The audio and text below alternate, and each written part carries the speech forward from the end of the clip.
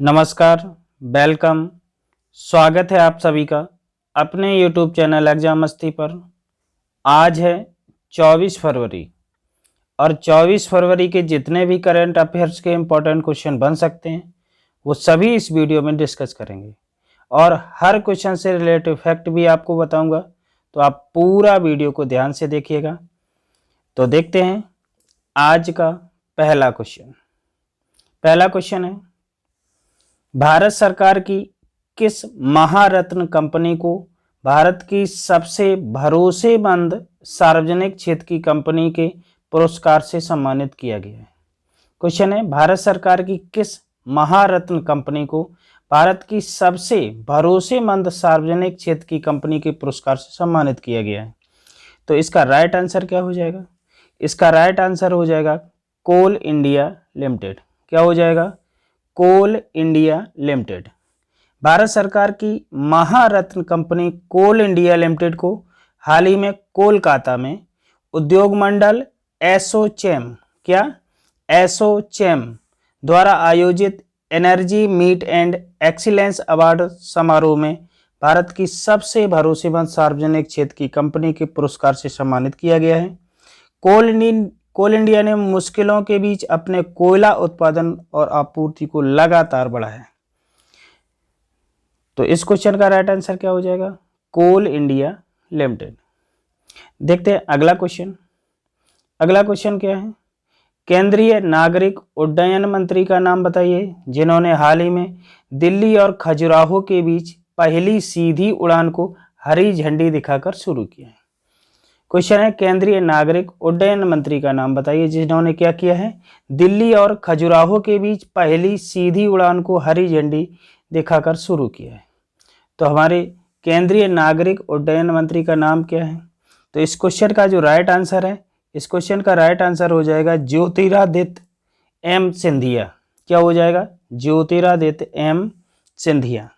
केंद्रीय नागरिक उड्डयन मंत्री ज्योतिरादित्य एम सिंधिया ने हाल ही में दिल्ली और खजुराहो के बीच पहली सीधी उड़ान को हरी झंडी दिखाकर शुरू किया है, जबकि साथ ही उड़ान आरसीएस योजना के तहत कुल 405 मार्गों का संचालन करने की घोषणा की गई है। उड़ान योजना का अर्थ है उड़े देश का आम नागरिक। क्या है इसका अर्थ? उड़ान योजना का अर्थ है कि उड़े देश का आम नागरिक, उड़े देश का आम नागरिक। ठीक है, तो इस क्वेश्चन का जो राइट आंसर था ज्योतिरादित्य एम सिंधिया। अगले क्वेश्चन की ओर बढ़ते हैं। देखते हैं अगला क्वेश्चन। अगला क्वेश्चन है कि ताज महोत्सव 2022 का आयोजन किस शहर में किया जाएगा? मोस्ट इंपॉर्टेंट क्वेश्चन कि ताज महोत्सव 2022 का आयोजन किस शहर में किया जाएगा? तो इस क्वेश्चन का जो राइट आंसर है क्या हो जाएगा? आगरा। क्या हो जाएगा? आगरा। 20 मार्च से 29 मार्च 2022 के बीच ताज महोत्सव 2022 का आयोजन उत्तर प्रदेश के आगरा में किया जाएगा। यह सबसे प्रसिद्ध कला, शिल्प, भोजन और संस्कृति 10 दिवसीय सांस्कृतिक उत्सव है जो कि सर्दियों और बसंत के बीच में आयोजित किया जाता रहा है। इस वर्ष के लिए इस ताज महोत्सव जो 2022 की थीम क्या रहेगी? 2022 ताज महोत्सव की थीम रहेगी आजादी के अमृत महोत्सव के संग ताज के रंग। क्या रहेगी थीम? थीम का नाम क्या है? आजादी के अमृत महोत्सव के संग ताज के रंग। तो इस क्वेश्चन का जो राइट आंसर क्या होगा? आगरा। अब आगरा कहाँ पड़ता है? उत्तर प्रदेश में। अगर पूछा जाए कि उत्तर प्रदेश की कैपिटल कहाँ है, तो उत्तर प्रदेश की कैपिटल कहाँ है? लखनऊ। यहाँ के सीएम कौन है? योगी आदित्यनाथ। वर्तमान में तो अभी यही है, योगी आदित्यनाथ। अगर गवर्नर की बात करें तो गवर्नर कौन है? आनंदीबेन पटेल। बाल श्रमिक योजना कहाँ चलाई गई? उत्तर प्रदेश में। नवीन रोजगार छतरी योजना कहाँ शुरू की गई थी? उत्तर प्रदेश में। काला नमक चावल महोत्सव कहाँ मनाया जाता है? ये सिद्धार्थनगर जिले में मनाया जाता है। कब मनाया जाता है? मार्च में। मंडुआडीह रेलवे स्टेशन का नाम बदलकर बनारस रेलवे स्टेशन किया गया। कहाँ? उत्तर प्रदेश में। सहारनपुर यूनिवर्सिटी का नाम बदला गया नया नाम क्या है, महासा कुंभरी राज्य विश्वविद्यालय किया गया। गुड़ महोत्सव कहाँ मनाया जाता है, लखनऊ में। और स्ट्रॉबेरी महोत्सव कहाँ मनाया जाता है, झांसी में। उत्तर प्रदेश के बारे में और महत्वपूर्ण फैक्ट कौन कौन से हैं, यहाँ के नेशनल पार्क कौन कौन से हैं। दुधवा राष्ट्रीय उद्यान कहाँ पर है, लखीमपुर खीरी। Dudhwa tiger reserve. चंद्रप्रभा वन्यजीव अभ्यारण्य कहाँ है, वाराणसी। चंबल राष्ट्रीय अभ्यारण्य कहाँ है, उत्तर प्रदेश में ये पड़ता है। किसके लिए प्रसिद्ध है, घड़ियाल के लिए।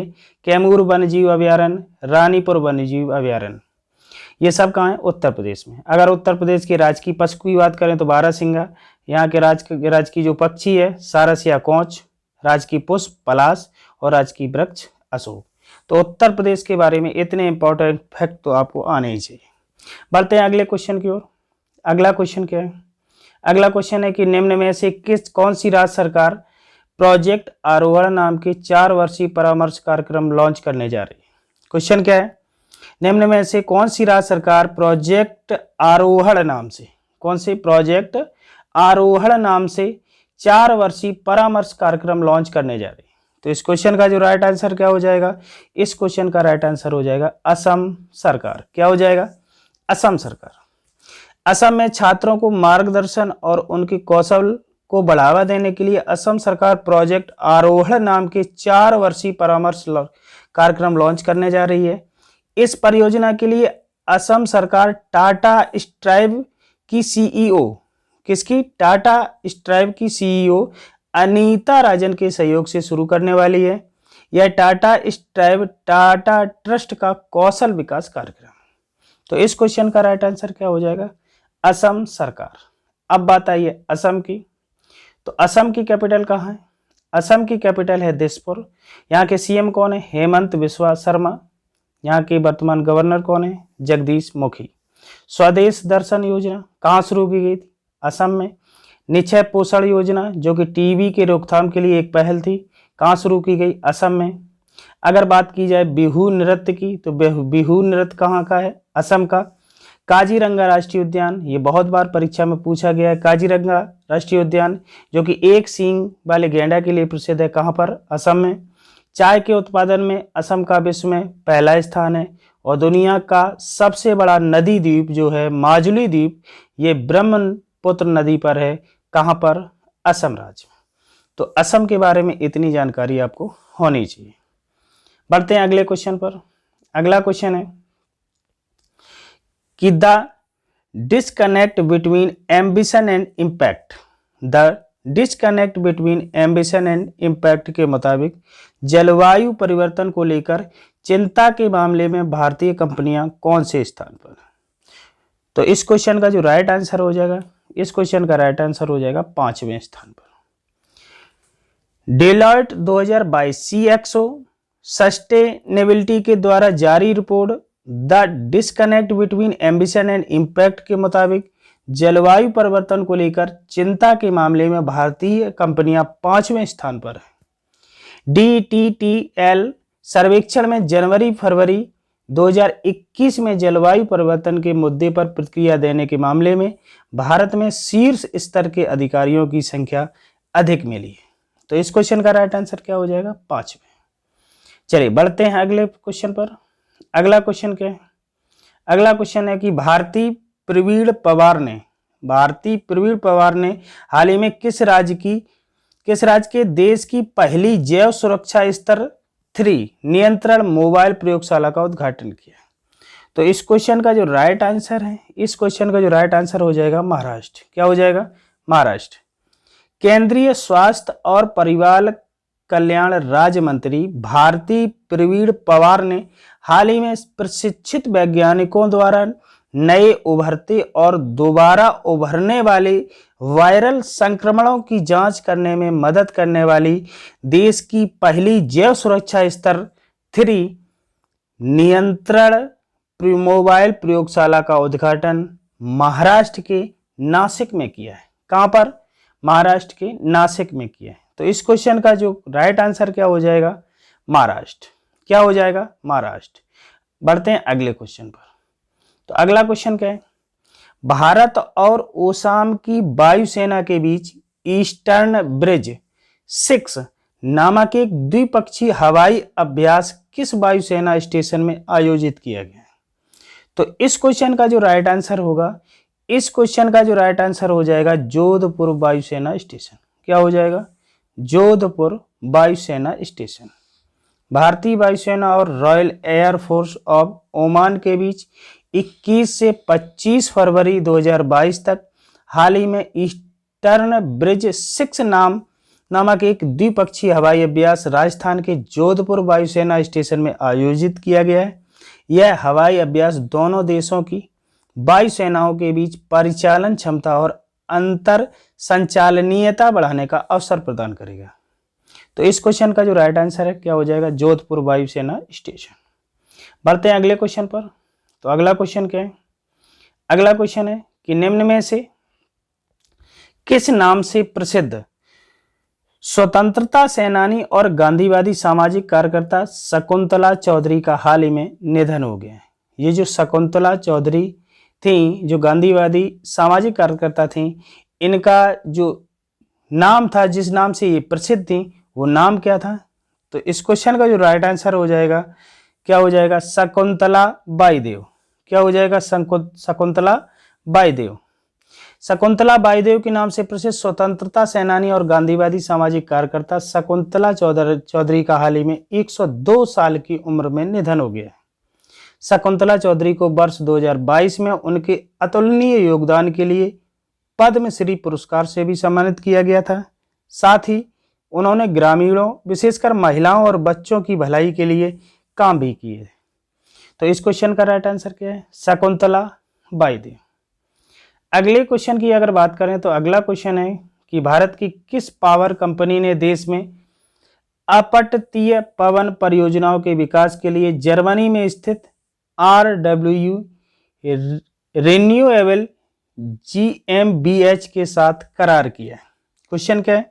भारत की किस पावर कंपनी में देश में अपतटीय पवन परियोजनाओं के विकास के लिए जर्मनी में स्थित RWE रिन्यूएबल GmbH के साथ करार किया है? तो इस क्वेश्चन का जो राइट आंसर हो जाएगा, इस क्वेश्चन का राइट आंसर क्या होगा? टाटा पावर। क्या होगा? टाटा पावर। भारत की टाटा पावर ने हाल ही में देश में अपतटीय पवन परियोजनाओं के विकास के लिए जर्मनी में स्थित RWE रिन्यूएबल GmbH के साथ करार किया है। इस करार पर पूर्ण स्वामित्व वाली company Tata power, renewable energy limited और अपतटीय पवन में विश्व के नेताओं में से एक RWE के बीच हस्ताक्षर किए गए। तो इस क्वेश्चन का राइट आंसर क्या है? टाटा पावर। बढ़ते हैं अगले क्वेश्चन पर। तो अगला क्वेश्चन क्या है? अंतर्राष्ट्रीय ओलंपिक समिति ने किस देश की आइस हॉकी खिलाड़ी एम्मा टेरहो को अपने अध्यक्ष के रूप में फिर से चुना है?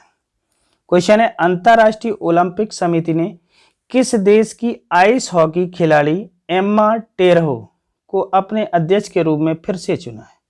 तो इस क्वेश्चन का राइट आंसर क्या हो जाएगा? फिनलैंड। क्या हो जाएगा? फिनलैंड। अंतर्राष्ट्रीय ओलंपिक समिति ने हाल ही में फिनलैंड की आइस हॉकी खिलाड़ी एम्मा टेरहो को फिर से अपना अध्यक्ष और कोरिया गणराज्य के टेबल टेनिस खिलाड़ी सियोंग मिन यू को अपना पहला उपाध्यक्ष के रूप में चुना है, जबकि न्यूजीलैंड के साइकिल चालक सारा ककबाकर को आयोग के दूसरे BC के रूप में भी चुना गया। तो इस क्वेश्चन का जो राइट आंसर था क्या था? फिनलैंड। तो आज का क्लास, आज का ये वीडियो आपको कैसा लगा कमेंट करके जरूर बताइएगा। यदि अच्छा लगा हो तो वीडियो को लाइक व शेयर और चैनल को सब्सक्राइब अवश्य कर लें ताकि आने वाली वीडियो की नोटिफिकेशन आपको मिलती रहे। मिलते हैं अगली क्लास में कल एक बार फिर। तब तक के लिए जय हिंद, वंदे मातरम।